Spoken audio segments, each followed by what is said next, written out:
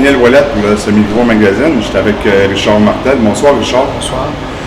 Ce soir, tu es à Sorel pour un match assez important contre les Éperviers de Sorel.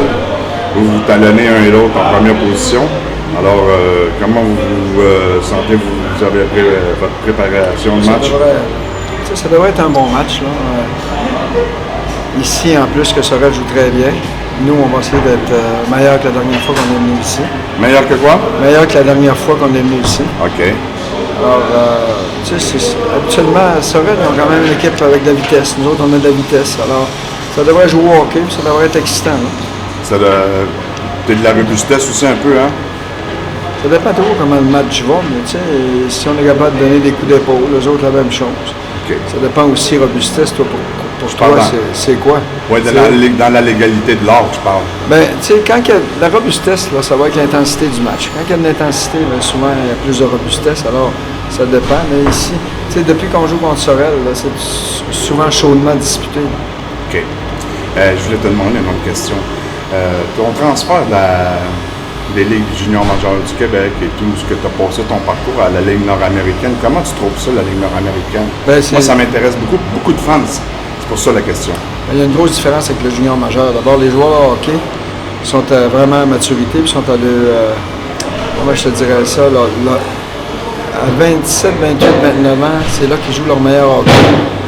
Les joueurs, c'est des pros. Souvent, ils reviennent des ligues américaines, ils reviennent de l'Europe. Alors, des entraîneurs, il y en a eu un paquet. Les ajustements sont beaucoup plus faciles à faire. Les gars comprennent plus la game. Les gars jouent mieux aussi, dépensent moins d'énergie pour rien. Alors, tu sais, c'est intéressant. Après ça, tu fais affaire avec des adultes, des pères de famille, bien souvent. Alors, c'est pas la même communication qu'avec les joueurs juniors. Ça ressemble beaucoup à l'Europe, comment on doit diriger en Europe, avec des gars Ça ressemble à l'Europe? De 25 ans et plus. Là, tu sais, okay. De toute façon, si on pratiquait tous les jours, là, on compétitionnerait facilement avec la East Coast League. Ça, tout le monde sait ça. Okay. Toi, es-tu un entraîneur qui préconise le style défensif ou offensif? Non, moi, il faut qu'il y ait de l'offensive. Tu sais,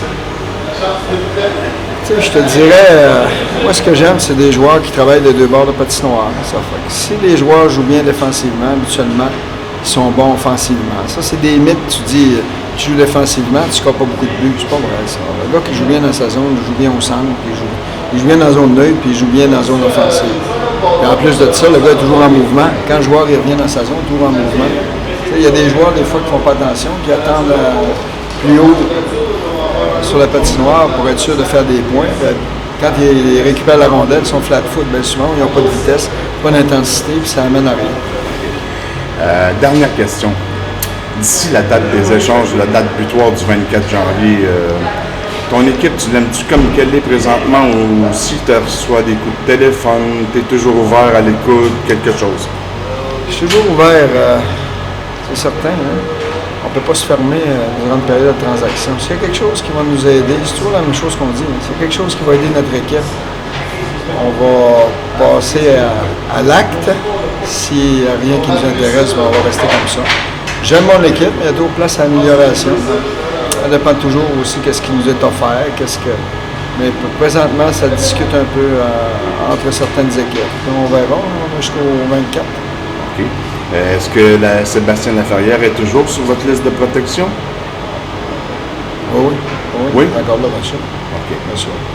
Alors, je vous remercie beaucoup. Je te remercie beaucoup, Richard, pour l'entrevue. Merci. Tu aurais été vraiment sympathique. Merci. De votre part. Merci beaucoup. OK.